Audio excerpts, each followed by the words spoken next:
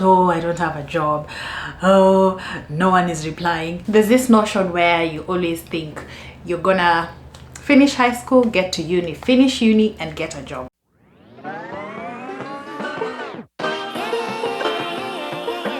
Hey friends, welcome back to yet another video. If you're new here, my name is Lisa and I do content around lifestyle basically. So today is actually my birthday. I'm turning a year older, a bit anxious, but hey, we're still far away from the 30s. So yeah, feeling good, feeling excited about what the year has in store. And I thought, what better way than to talk about unemployment in your 20s. I am still in my 20s, just so we are clear. So when I first graduated after my undergrad course, I was 21, I think. And there's this notion where you always think you're gonna finish high school, get to uni, finish uni, and get a job. But to be honest, that was not my reality, and that is the reality of so many individuals out there. And I just wanted to talk about my journey and give you a bit of tips and tricks of how to navigate that.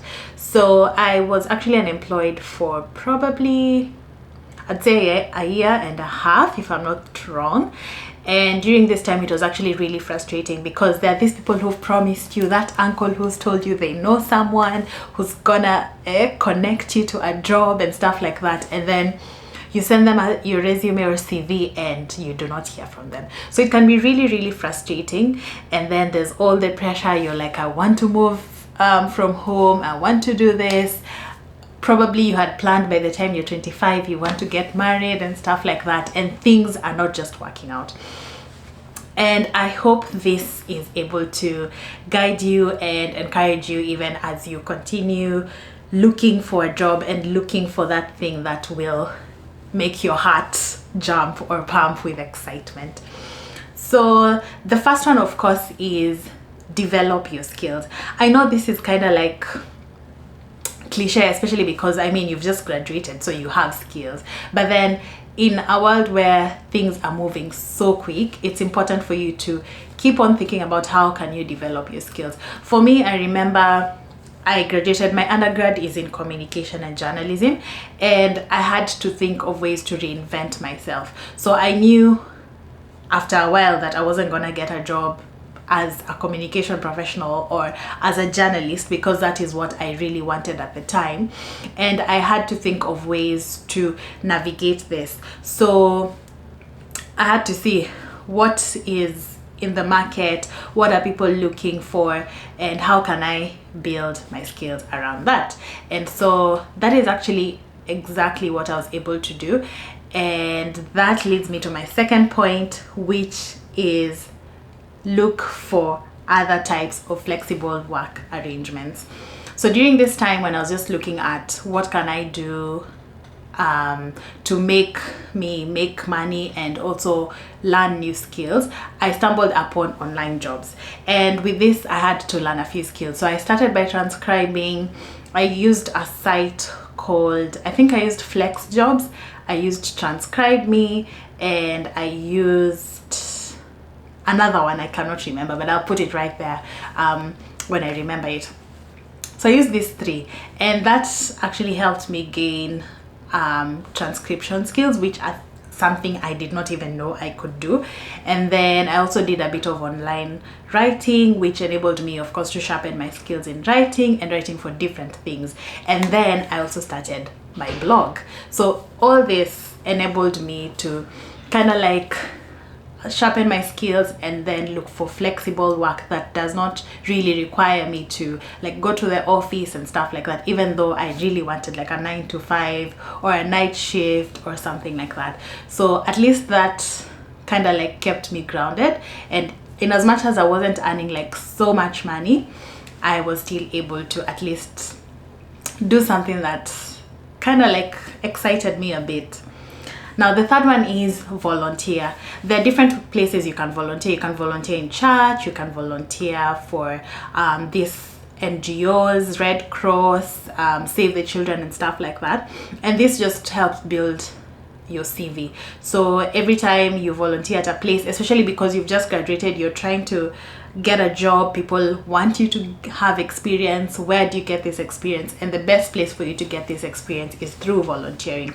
So think about what you've studied, think about what you're passionate about. How can you volunteer in that?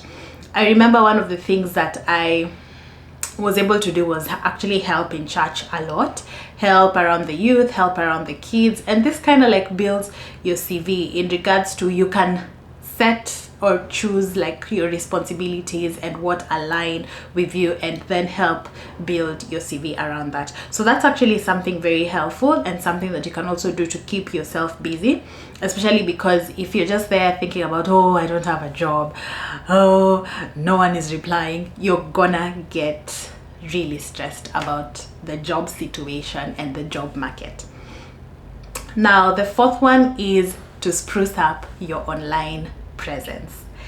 In a world where everything is online, you really need to build your online presence the best way you know how to. And I'm not talking about like posting on Instagram, posting a photo, posting Insta stories.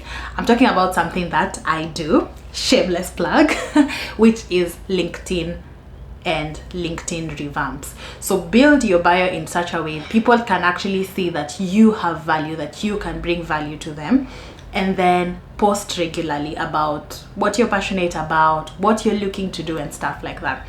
So if this is a place you're struggling in, then you can contact me and I'll be available to help you do just that. So this is something you need to do that will also enable you. It's like an online kind of like resume or CV, if you call it that just enables you to like showcase your skills to people who are actually looking. Because for example, people on LinkedIn usually just search like admin assistant or marketing professional, and if you have these keywords in your LinkedIn bio, they can easily see that, and who knows, they might be able to reach out and you might just be lucky. Now, the last one is for you to build your network. Now, there's two ways you can build your network. You can either build your network online or offline, depending on the opportunities that are available. So you can use LinkedIn again to build your online network. And this is just like reaching out to people, following people, seeing what they do, commenting where you can, even reaching out to like potential employers and telling them, hi, I'm looking for a job. Okay, not in those exact words, but yeah, just trying and building your network. If there's any online event, try and attend. There are these Twitter spaces that are everywhere. Try and attend as much as you can. And then also for physical events, try and attend. That way you're able to know people who can connect you to people, and you're able to build your network and eventually land a job. So those are my 5 tips. I hope they help. And this is actually a really frustrating time for anyone. I have been there, and it's not very easy to keep like a positive attitude and be out there and tell people, yes, I'm looking for a job, with a smile on your face, especially when you're faced with many disappointments. But what you need to do is navigate it with at least a lot of intentionality. So no matter what happens, be intentional about what you're doing, the companies you're targeting, the jobs you want, and in this changing time, how can you fit into that? In a place where AI is taking over so many jobs, how can you still remain relevant and still get the job of your dreams? I hope this helps, and if you have any questions, feel free to leave them in the comment section below. If you haven't subscribed, this is your sign to do just that, and I will see you in my next video. Let me go celebrate my birthday. Bye.